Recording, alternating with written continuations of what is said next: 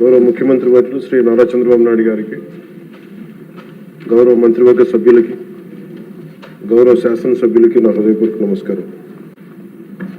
కూటమి ప్రభుత్వం గౌరవ ముఖ్యమంత్రి శ్రీ నారా చంద్రబాబు నాయుడు గారి సారథ్యంలో, గౌరవ ప్రధానమంత్రి శ్రీ నరేంద్ర మోదీ గారి సహకారంతో ఏర్పడి ఇంకొద్ది కాలంలో 2 సంవత్సరాలు పూర్తి చేసుకోబోతుంది. దీంట్లో ఇంటరం బడ్జెట్తో పాటు 2 పూర్తి స్థాయి బడ్జెట్లను ప్రవేశపెట్టగలిగారు గౌరవనీయులైన ఆర్థిక మంత్రి శ్రీ పయ్యావుల కేశవ్ గారు. మొన్న వారు ప్రవేశపెట్టిన బడ్జెట్ 5 కోట్ల పైగా ప్రజల అవసరాలని, ఆకాంక్షల్ని, ఆశల్ని గుర్తించింది. వాటి సాధనకై చాలా బలమైన అడుగులు వేసింది.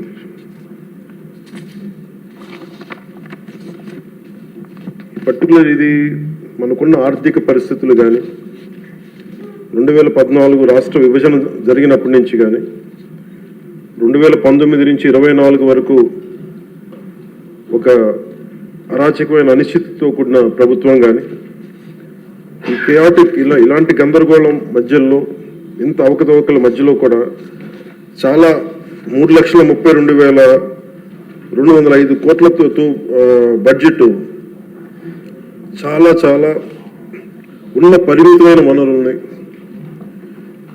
ఉన్న మానవ వనరుల్ని ఎంత జాగ్రత్తగా వాడాలి, ఎంత జాగ్రత్తగా ప్లాన్ చేయాలనేది ఈ బడ్జెట్ చాలా చాలా తెలియజేసిన అధ్యక్ష.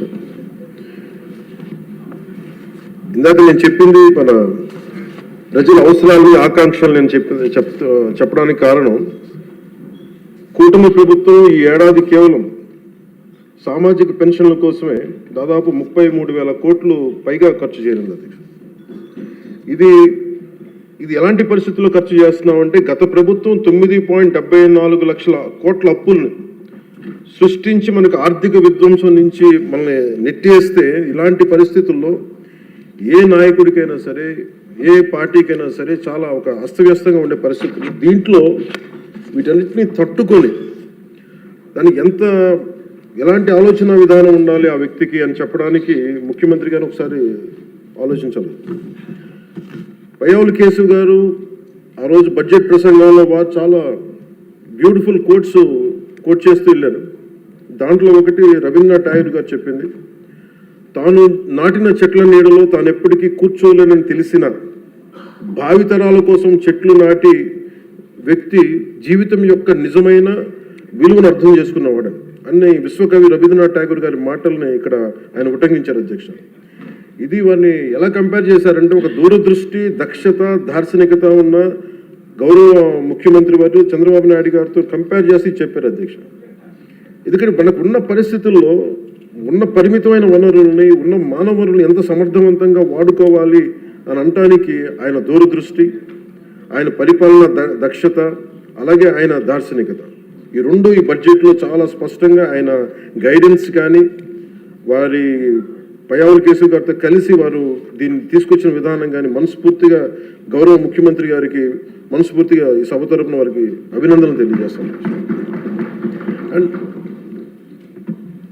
ఈ ప్రభుత్వం దూరదృష్టి, దక్షత, దార్శనికత ఉంటే, గత ప్రభుత్వం ధ్వంసం, విధ్వంసం, విచ్ఛిన్నంతో కూడిన ప్రభుత్వం. ఒకసారి ఎట్లా చెప్పాలి బడ్జెట్ మనకి ఏమేమి ఉన్నాయో ఒకసారి మీకు ప్రజెంట్ చేయడానికి అధ్యక్ష. మనకు వాళ్ళు వదిలేసి వెళ్ళింది 9.74 లక్షల కోట్ల అప్పులు అధ్యక్ష. ఈ కూటమి ప్రభుత్వం 20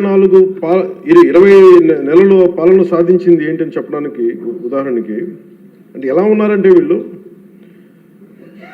2014-19 మధ్య చేసుకున్న విద్యుత్ కొనుగోలు ఒప్పందాలను గత ప్రభుత్వం ఇష్టానుసారం రద్దు చేయడం ద్వారా విద్యుత్ సరఫరాలో లోటుపాట్లు వచ్చాయి. దీనికోసం విద్యుత్ కొనుగోలు పేరిట అధిక ధర చెల్లించే బాధ్యత లేని వ్యక్తులకి చేసిన కొనుగోలు కారణంగా డిస్కమ్స్కి 12,250 కోట్ల నష్టం వాటిల్లింది. ఈ 5 ఏళ్ల అసమర్థ విధానాల కారణంగా విద్యుత్ పంపిణీ సంస్థలు దాదాపు 1.29 లక్షల కోట్ల మేర నష్టపోయాయి. ఈ భారాన్ని విద్యుత్ బిల్లుల రూపంలో మళ్ళీ ప్రజల మీదనే మోపారు. కూటమి ప్రభుత్వం వచ్చిన తర్వాత ఈ విధానాలను రద్దు చేసి ట్రూ అప్ ఛార్జీని పూర్తిగా ఎత్తివేయడమే కాకుండా, రాష్ట్ర చరిత్రలో ఎన్నడూ లేని విధంగా ట్రూ డౌన్ పేరిట ప్రజలపై విద్యుత్ బిల్లుల భారాన్ని తగ్గించినారు. అలాగే వాళ్ళు చేసిన అప్పుల వల్ల వాళ్ళ నిర్లక్ష్య అసమర్థ పాలన వల్ల, ఆర్థిక విధ్వంసం వల్ల రాష్ట్ర అభివృద్ధి 30 ఏళ్ళు వెనక్కి నెట్టవేయబడి, ఇవేదో రుజువుల్లో చేయకుండా విమర్శ కాదు అధ్యక్ష. ఇది మనం శ్వేతపత్రంలో ఉన్న వివరాల ప్రకారం, మన జూలై 24 శ్వేతపత్రం ఉన్న వివరాల ప్రకారం వెళ్ళిపోయిన పాలకులు దాదాపు 9,74,000 కోట్ల అప్పులు మన మీద వేసిపోయారు. అందులో వివిధ శాఖల పరిధిలో పనులు చేయించుకుని కాంట్రాక్టర్స్కి, వెండర్స్కి వాళ్ళు చెల్లించకుండా వదిలిన అప్పులే 1,30,000 కోట్ల రూపాయలు ఉన్నాయి. అందులో కూటమి ప్రభుత్వం ఏర్పడిన తర్వాత 25,000 కోట్ల రూపాయలు ముఖ్యమంత్రి గారి నాయకత్వంలో అప్పులు తిరిగి చెల్లించగలిగాం అధ్యక్షుడు. నీటిపారుదల, రోడ్లు, భవనాలు, పరిశ్రమల శాఖల వారీగా ప్రాజెక్టుల కోసం మరో 37,000 కోట్లు విడుదల చేయడం జరిగింది. కూటమి ప్రభుత్వం ఏర్పడిన తర్వాత వాళ్ళు మిగిల్చిన అప్పులను క్లియర్ చేస్తూ అదనంగా సెంట్రల్లీ స్పాన్సర్డ్ స్కీమ్స్కి 25-26 ఆర్థిక సంవత్సరంలో 18,700 కోట్లని విడుదల చేయడం జరిగింది. కేంద్ర ప్రభుత్వం నుంచి వచ్చిన 10,500 కోట్ల నిధులను వినియోగించడంలో గత ప్రభుత్వం చాలా ఘోరంగా విఫలమైంది.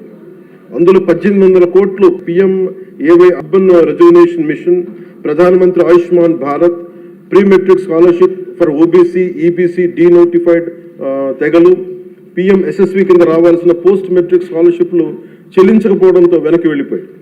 తద్వారా పట్టణాల్లో అభివృద్ధి నిలిచిపోయింది. రాష్ట్ర విద్యార్థులు, యువత నష్టపోయింది. సెంట్రల్లీ స్పాన్సర్డ్ స్కీమ్స్కి రాష్ట్ర మ్యాచింగ్ గత ప్రభుత్వం ఇవ్వకపోవడం వల్ల 8,700 కోట్ల రూపాయలు నిరుపయోగం అయిపోయాయి. తద్వారా కేంద్ర ప్రాయోజిత పథకాల అమలు ఆగిపోయింది. ఇట్లా గత ప్రభుత్వం పూర్తి చేయకుండా వదిలేసి వెళ్ళిన పులివెందులు కానీ, డోన్, ఉద్దానం ప్రాజెక్టులకి తిరిగి మన ప్రభుత్వం వచ్చి 400 కోట్ల రూపాయలు కేటాయించి మళ్ళీ విలేజ్ స్కీమ్ ప్రాజెక్టులు ఈ వేసవిలోని ప్రజలకి అందుబాటులో తీసుకురాబోతుంది. మరో 7,910 కోట్ల రూపాయలతో 5 జిల్లాల పరిధిలో మెగా వాటర్ గ్రిడ్ ప్రాజెక్ట్స్ని ప్రారంభించాం. 2027 చివరి నాటికి మొత్తం ప్రాజెక్టులు పూర్తి చేయబోతున్నాం అధ్యక్ష. కూటమి ప్రభుత్వంలో అధికారంలోకి వచ్చిన తర్వాత జల్ జీవన్ మిషన్కి చాలా బలమైన పునరుత్తేజం తెచ్చాం. అలాగే విద్యాశాఖలో కూడా సహచర మంత్రి వైద్యుడు సోదరుడు నారా లోకేష్ గారి నాయకత్వంలో కూడా చాలా రెవల్యూషన్ చేంజ్ చేసి వచ్చినాయి. తల్లికి వందనం, మెగా పేరెంట్స్ టీచర్ మీటింగ్ వంటి ఈ వినూత్న కార్యక్రమాలను అమలు చేయడం, మెగా DSC ద్వారా 16,000 మందికి ఉపాధ్యాయ నియామకాలు చేపట్టడం, ఇవన్నీ వారికి మనస్ఫూర్తిగా అభినందనలు తెలియజేస్తాను. మీ దృష్టికి ముఖ్యంగా జల్ జీవన్ మిషన్ ప్రజలకి తీసుకురావడానికి సభకు కూడా దేశంలో ఉన్న ప్రతి మనిషికి శుద్ధమైన, స్వచ్ఛమైన తాగునీరు అందించాలని గౌరవ ప్రధానమంత్రి శ్రీ నరేంద్ర మోదీ గారి సంకల్పం తీసుకొచ్చిన ఆయన ద్వారా వచ్చిన జల్ జీవన్ మిషన్ సైతం గత పాలకులు నిర్వీర్యం చేశారు. ఒకసారి రివ్యూస్ చేస్తామంటే 2019-24 మధ్య ఈ పథకం కింద కేంద్ర ప్రభుత్వం 27,000 కోట్లు కేటాయిస్తే కేవలం వాళ్ళు 4,000 కోట్లు మాత్రమే ఖర్చు చేశారు. అందులో కేంద్రం ఇచ్చిన గ్రాంట్ దాదాపు 2,000 కోట్ల రూపాయలు ఉంది. మనం అధికారంలో NDA ప్రభుత్వం ముఖ్యమంత్రి గారి ఆధ్వర్యంలో అధికారం వచ్చిన తర్వాత గత ప్రభుత్వంలో ఇందాక చెప్పినట్టుగా పులివెందుల, డోన్, ఉద్దానం తాగునీటి ప్రాజెక్టులని ఈ వేసవిలోకి పూర్తి చేయబోతున్నాం. అలాగే మనకి 7,910 కోట్ల రూపాయలతో 5 జిల్లాల పరిధిలో చేపట్టిన మెగా వాటర్ గ్రిడ్ ప్రాజెక్టులు పనులు పురోగతిలో ఉన్నాయి. అలాగే 9,500 కోట్ల రూపాయలతో ఇంకొక 7 మల్టీ విలేజ్ స్కీమ్స్ని ప్రణాళికలో రూపొందిస్తున్నాం అధ్యక్ష. దాదాపు మనకున్నాయి 48,369 హ్యాబిటేషన్స్.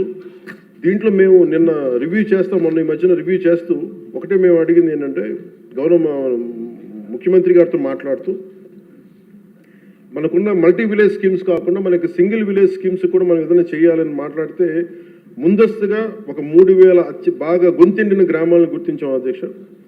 వాటికి మేము ఉన్న దాంట్లో వాటర్ షెడ్ మేనేజ్మెంట్ కానీ, లేదంటే ఉన్న pipe lines, internal pipe lines కానీ ఇవన్నీ చేయడానికి ప్రణాళికలు సిద్ధం చేస్తున్నాం. ఈ ప్రభుత్వం కోరిక ఒకటే, NDA ప్రభుత్వం కోరిక ఒకటే, స్వచ్ఛమైన, శుద్ధమైన నీరు అందించాలి. దీనికి మేము ఈ సమక్షంలో మాటిస్తున్నాం అధ్యక్ష. ప్రతి గ్రామానికి దీనికి నీళ్ళు అందిస్తాం. దీనికి ఇది ఈ 48,369 ఈ గ్రామాల్లో ముందస్తుగా ఈ 15 ఈ మల్టీ విలేజ్ స్కీమ్స్ కాకుండా ఇంకొక 3,000 గ్రామాలకి నీరు అందించాలని చెప్పి ఒక బలమైన సంకల్పంతో ముందుకెళ్తా ఉన్నాం. ఉదాహరణకి మీకు నరేగా కంపారిజన్ మీకు చెప్తాను అధ్యక్ష. అది మన ప్రభుత్వానికి వాళ్ళ ప్రభుత్వానికి తేడా. నరేగా పథకం కింద 2019-24లో వాళ్ళు ఖర్చు పెట్టింది ఈ సీసీ రోడ్లు కానీ బీటీ రోడ్లు కానీ మీకు తెలియజేస్తాను. ముందు సీసీ రోడ్లకి వాళ్ళు 610 కోట్లు ఖర్చు పెట్టి ఈ సీసీ రోడ్లకి బీటీ రోడ్లకి 5 సంవత్సరాల్లో వాళ్ళు 610 కోట్ల రూపాయలు ఖర్చు పెడితే ఎన్డీఏ ప్రభుత్వం వచ్చిన తర్వాత ఖర్చు పెట్టింది 3,853 కోట్ల అధ్యక్ష. అలాగే సీసీ రోడ్లు వాళ్ళు 854 కిలోమీటర్లు వాళ్ళు 5 సంవత్సరాల్లో పెడితే మనం వచ్చింది మనం ఊరి లోపల ఉండే రోడ్లకి వాళ్ళు 884 కిలోమీటర్లు 5 సంవత్సరాలు వేస్తే మనం వచ్చి 6,000 కిలోమీటర్లు వేసాం అధ్యక్ష. అలాగే బీటీ రోడ్లు 5 సంవత్సరాల్లో వాళ్ళు 239 కిలోమీటర్లు వేస్తే మనం 1,331 కిలోమీటర్లు వేసాం అధ్యక్ష.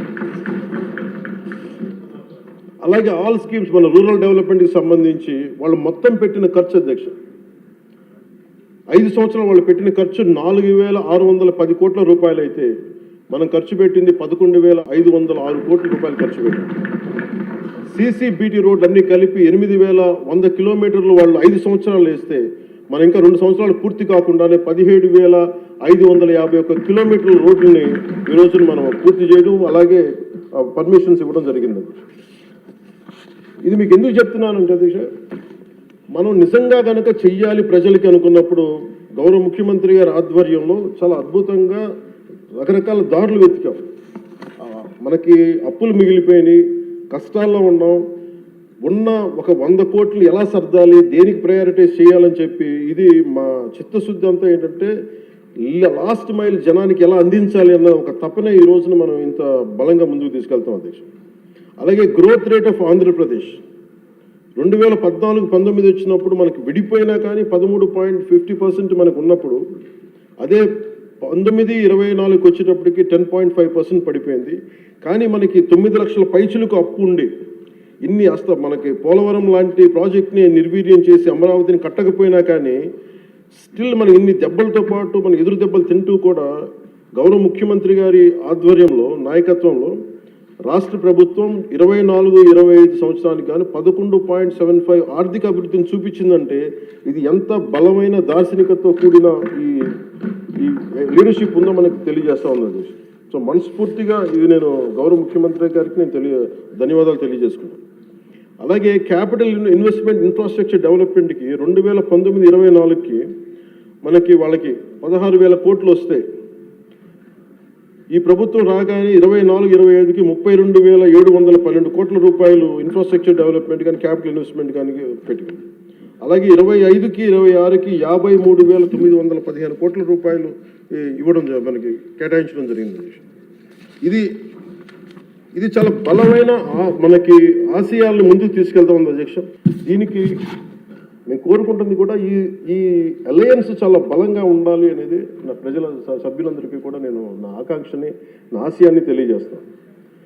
నేను ఎందుకు ఇంత తపన పడ్డాను, రాష్ట్ర విభజన జరిగినప్పటి నుంచి ఆంధ్ర రాష్ట్రం వెనుకబాటు పడిపోయింది, దీనికి ఎవరు ముందుకు తీసుకెళ్ళలేము అనుకున్న దాంట్లో నేను ఏమీ ఆశించకుండా 2014లో మన అలయన్స్ కోసం నేను కష్టపడ్డాను.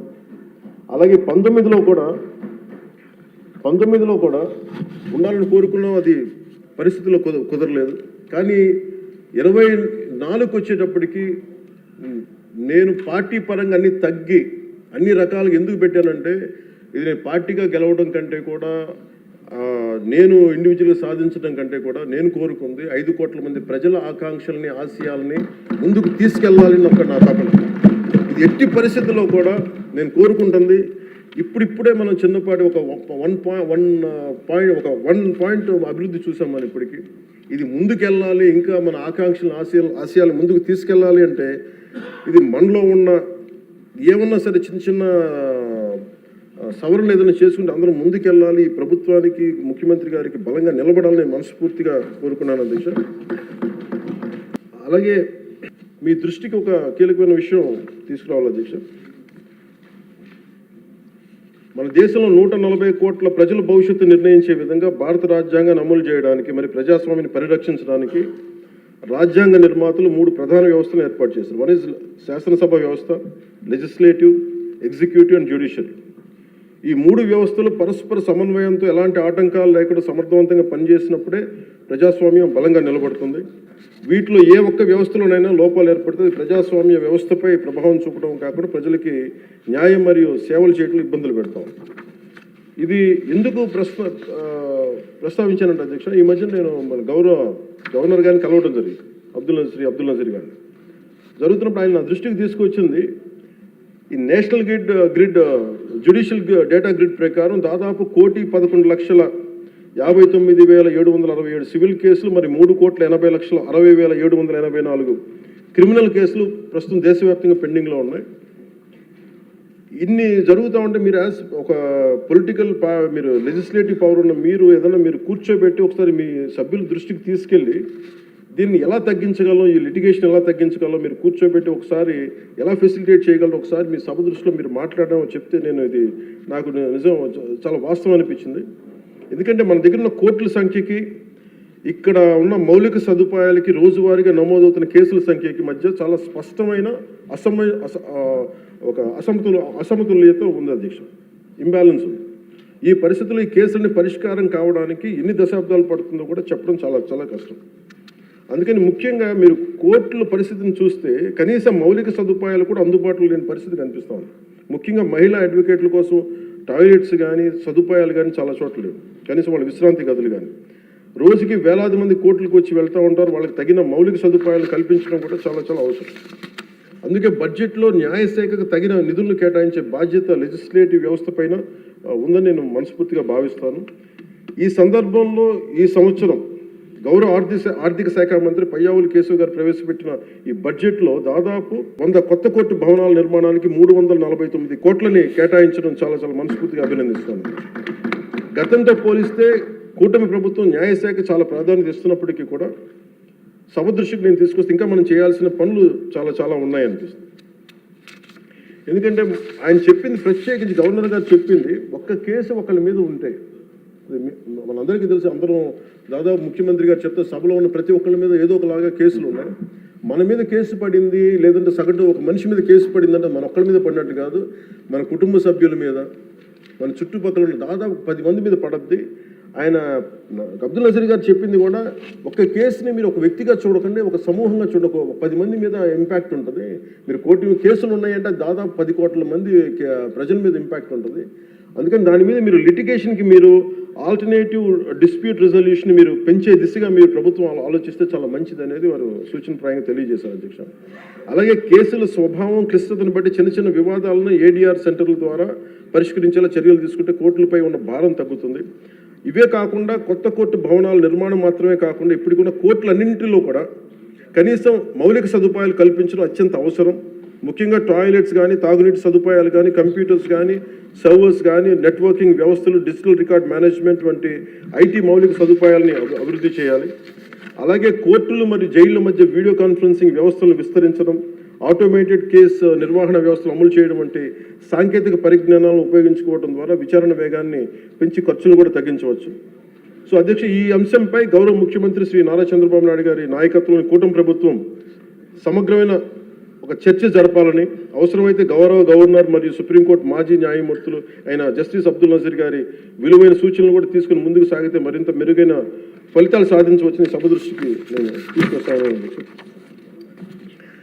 అలాగే నేను ఈ మన పంచాయతీరాజ్ నిధులు కానీ మనం ఎలా ఖర్చు పెట్టాం, ఏం ఖర్చు పెట్టాం అత్యంత పారదర్శకతతోటి 175 ఎమ్మెల్యేస్కి సంబంధించి ప్రతి ఒక్కరు, ఉదాహరణకి ఇది పయ్యావుల కేశవ్ గారి ఉరవకొండ నియోజకవర్గానికి సంబంధించి ప్రతి ఒక్క ఎమ్మెల్యే గారికి, గౌరవ శాసనసభ్యులకి ఎంతెంత ఇచ్చాం, ఎంత నిధులు ఇచ్చాం అనేది మీరు ప్రతి ఒక్కరికి వారికి ఇవ్వడం జరిగింది అధ్యక్షుడు.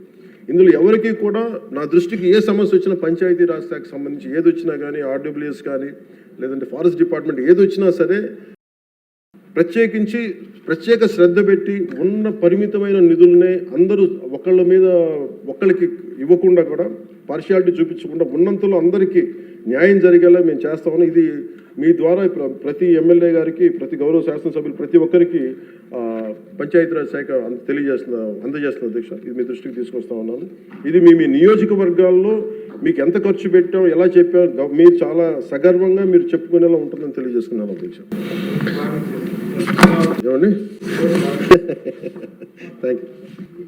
అలాగే అధ్యక్ష, వీళ్ళకి సంబంధించి అంటే నాకు సభ దృష్టికి ఇంకా గౌరవ సభ్యులందరూ మాట్లాడతారు. నా సభ దృష్టికి నేను తీసుకురాగలిగేది, ఇప్పటికీ కూడా వాళ్ళ సభ్యులు తక్కువ 11 మంది అయినప్పటికీ కూడా వాళ్ళు ఒక 1100 మంది ఉన్నట్టుగా వాళ్ళు మాట్లాడుతూ ఉంటారు.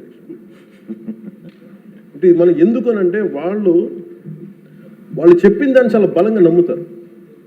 మనం చేసే పనులు మనం చెప్పుకోలేం, మనం చేయడానికి సంకోచిస్తున్నాం ఏంటో తెలియదు. కానీ వాళ్ళు చూడండి, ఇందాక నేను చెప్పింది మీకు, when we are irresponsible, our NDA alliance is so responsible, reliable and reasonable government, while they are irrational, irresponsible and abusive group. వీటన్నిటి మధ్యలో మనం కూర్చోబెట్టి మనం ఏదైనా మాట్లాడాలి అంటే మనందరం కూడా ఒక ఏకాభిప్రాయం మీద ఒక ఏకత్వం ఉండాలి అనేది నేను మనస్ఫూర్తిగా సభ్యులందరినీ కూడా నేను కోరుకుంటా ఉన్నాను. అంటే వాళ్ళు చూడండి, ఆర్టికల్ 21 కాన్స్టిట్యూషన్ ఆఫ్ ఇండియాలో protection of life and personal liberty మాట్లాడితే మేబీ వాళ్ళు ఏమనుకున్నారంటే endangering others life, violating their liberty must be fundamental right అనుకుంటున్నారు వాళ్ళు. ఇది మనం కరెక్ట్ చేయాలి. అలాగే ఆర్టికల్ 19లో 1A all citizens have the right to freedom of speech and expression అంటే వాళ్ళు ఏమనుకున్నారంటే for them it is right to abuse others అనుకున్నారు. ఇవన్నీ కరెక్ట్ చేయాలంటే మటుకు మనం చాలా బలంగా మనలో మనం ఎలాంటి పొరపక్షాలు లేకుండా, మనలో మనకి ఎలాంటి గొడవలు లేకుండా ఉంటే తప్ప ఇలాంటి అబ్యూజివ్ వ్యక్తుల సమూహాన్ని మనం ఎదుర్కోలేము అధ్యక్ష. కల్తీలు వాళ్ళే చేస్తారు, వాళ్ళే బూతులు తిడతారు. ఎలా ఉంటుందంటే హిందీలో చెప్తారు, ఉల్టా వచ్చే కొత్త వాళ్ళు కూడా అంటే దోపిడీలు చేసే దొంగ పోలీసు వస్తే పోలీసుని దొంగ అని నడిచాడు. వాళ్ళే తిట్టి వాళ్ళే అబ్యూస్ చేసి మళ్ళీ మనం తిట్టామని చెప్తారు. కల్తీలు వాళ్ళే చేస్తారు. కానీ మనం డిఫెండ్ చేసుకోవడానికి irrespective of whether we are from different parties, మనం విభిన్నమైన కుల సమూహాల నుంచి రావచ్చు. కానీ బట్ రాష్ట్ర ప్రయోజనాలకి మనందరం ఒకే గలంతో ఉండాలని మనస్ఫూర్తిగా మీ ద్వారా నేను అందరూ ఉండాలని కోరుతున్నాను. అంటే నాకు మీకు ప్రజల ఆకాంక్షలు ఎలా ఉంటాయో తెలియదు, ప్రజల ఆశయాలు ఎలా ఉంటాయో తెలియదు. మీరు బడ్జెట్ వస్తుంది అంటే అరే మాకు ఏమొస్తుంది ఇందులో కోరుకుంటారు. ఒక సమ్మర్లో స్కూల్కి వెళ్ళబోతున్న పిల్లలకి అరే మాకు భవిష్యత్తు మాకు ఏం ఖర్చు ఉంటుంది, ఎంత ఖర్చు ఉంటుంది, తల్లిదండ్రులు రాసుకుంటారు. అది మాకు చిన్నప్పుడు మాకు గుర్తు. అలాంటిది ఒక బడ్జెట్ వస్తుంది అంటే ఎన్ని ఆశయాలు ఉంటాయి, ఎన్ని కోరికలు ఉంటాయి, ప్రతి గ్రూప్ మాకేమొస్తుంది, మాకేముంటుందని అనుకుంటా ఉంటాం. ఇది మేమందరం ఈ రోజున బడ్జెట్లో అందరికీ ఎంత తృప్తిగా ఉంటుందో నాకు తెలియదు. కానీ one commitment to people I can say, ఒక 15 ఏళ్ళు మేము ఈ రాష్ట్రం కోసం ఈ అలయన్స్ ద్వారా మేము పాటుపడతాం. దానికి మేము చిత్తశుద్ధిగా, త్రికరణ శుద్ధిగా అద్భుతంగా ఉండాలి రాష్ట్రం మనస్ఫూర్తిగా నేను కోరుకున్నాను అధ్యక్ష. వీటితో పాటు నేను ఒకటి మీ దృష్టికి తీసుకొస్తా ఉన్నాను. బడ్జెట్ లాంటివి అద్భుతంగా చేయడానికి వ్యవసాయానికి సంబంధించి కావచ్చు, లేదంటే అన్ని రంగాలకు సంబంధించి కావచ్చు, పయ్యావుల కేశవ్ గారు ఉన్నారు, అచ్చెన్నాయుడు గారు ఉన్నారు, గౌరవ ముఖ్యమంత్రి గారు ఉన్నారు, అపారమైన అనుభవంతో ఉన్న సభ్యులు ఉన్నారు. ప్రజలు మన నుంచి ఆశిస్తున్న అధ్యక్ష, గొడవలు లేకుండా ఈ అలయన్స్ బలంగా ఉండాలండి. మనం తెలియచేయాల్సింది ఏంటంటే, ఏ ఒక్క ఎమ్మెల్యే ఈ సభలో అడుగు పెట్టాలన్నా అన్ని కులాలు, అన్ని మతాలు సపోర్ట్ చేయందే, ఎంతో కొంత ఓటు వేయందే ఇక్కడికి రారు అధ్యక్ష. కానీ ఈ మధ్యన పరిస్థితులు ఎలా ఉన్నాయంటే, బయట ప్రత్యేకించి వీళ్ళు చేస్తున్నది, వాళ్ళు ఎలా మాట్లాడుతున్నారంటే ఇష్టం వచ్చినట్టుగా తిట్టేసి కులాలు వెనక దాక్కున్నారు. అది మటుకు ఎందుకంటే నేను ఒక భారత రాజ్యాంగం నేను నమ్ముతున్నాను పెట్టినప్పుడు I'm beyond cost, creed and religion. అది ప్రతి శాసనసభ్యుడి తాలూకు అది ఓత్ అధ్యక్ష. కానీ మీరు మనం తెలియజేయాల్సింది ఏంటంటే, కులాల వెనక దాక్కోవటం కుదరదు. మీరు ఇష్టానికి తిట్టేసి ఇష్టానికి వచ్చి ఏదైనా తిరిగి అంటే మేము కులాల వెనక దాక్కుంటామంటే ఇలాంటి ధోరణి కనుక మనకు ఉంటే ఆంధ్రప్రదేశ్ ప్రజానికం నష్టపోతుంది. నేను చెప్తున్నాను, కులాలు, మతాలు, ప్రాంతాలు దాటకపోతే ఈ రాష్ట్ర ప్రయోజనాలను మనం సాధించలేము. ఖచ్చితంగా ఇది మీరు పదే ఇది మీరు ఇళ్లలో మాట్లాడుకుంటారా, ప్రజలకి తెలియజేస్తారా, మీ నియోజకవర్గాలు ఇది చేయకపోతే ఏమైపోతుంది అధ్యక్ష? విచ్ఛిన్నం, ఇందాక వాటి గురించి చెప్పాను, వాళ్ళు విచ్ఛిన్నం చేయడానికి సిద్ధంగా ఉన్నారు. ఇప్పుడు మన ఐక్యత ఉండాలి అని సమాజం కోరుకుంటే వాళ్ళు విచ్ఛిన్నం చేయడానికి సిద్ధంగా. దీన్ని రిపీటెడ్గా కనుక మనం ప్రజల్లోకి తీసుకెళ్ళకపోతే మటుకు మనం ఎన్ని గొప్ప బడ్జెట్లు పెట్టి ఎంత సదాశయాలతో ఉన్నా కానీ quality of thought, quality of behaviour కనుక మనకు లేకపోతే ఇంత బడ్జెట్లు కూడా, ఇంత ఆశయాలతో ఉన్న బడ్జెట్లు కూడా నిష్ప్రయోజనం అయిపోతాయి. ఆ జాగ్రత్త మనం అందరం తీసుకోవాలి అధ్యక్ష. ఈరోజు మనం బడ్జెట్ గొప్పగా ఉంది అని ముందుకు తీసుకెళ్తున్నాం, కానీ మన బాధ్యత కూడా మనం నిర్వర్తించాలనేది నేను మనస్ఫూర్తిగా సభని కోరుకుంటూ, గౌరవ ముఖ్యమంత్రి గారికి అవకాశం ఇచ్చిన మీకు, గౌరవ శాసనసభ్యులందరికీ, మంత్రివర్గానికి అందరికీ ధన్యవాదాలు తెలియజేసుకుంటూ, పర్యాటక రంగాన్ని ప్రత్యేకించి దుర్గేష్ గారి ఆధ్వర్యంలో 20,000 కోట్లు పెట్టుబడులు ఆకర్షించాం. తద్వారా 50,000 మందికి ప్రత్యక్షంగా పరోక్షంగా ఉపాధి అవకాశాలు లభించనున్నాయి. అలాగే గౌరవ మన సివిల్ సప్లైస్ ఆహార పౌర సరఫరాల శాఖ బాధ్యతలు నాదెండ్ల మనోహర్ గారు స్వీకరించిన తర్వాత గత ప్రభుత్వంలో హెచ్చుమీరిన రేషన్ మాఫీ ఆగడాలను అడ్డుకట్టు వేయాలని నిర్ణయించుకున్నారు. అన్నం పెట్టే రైతులు గత ప్రభుత్వం మిగిల్చి వెళ్లిన ధాన్యం బకాయిలు 1,674 కోట్లు చెల్లించారు. మన ప్రభుత్వ హయాంలో చేసిన ధాన్యం కొనుగోళ్లకు 4,80,000 మందికి పైగా రైతులకి 24 గంటల్లో 10,650 కోట్లు వారి ఖాతాల్లో జమ చేశారు. మనస్ఫూర్తిగా ప్రతి వారికి నా ధన్యవాదాలు తెలియజేసుకుంటూ, నాకు అవకాశం ఇచ్చి మీ అందరికీ ధన్యవాదాలు సమర్పిస్తున్నాను.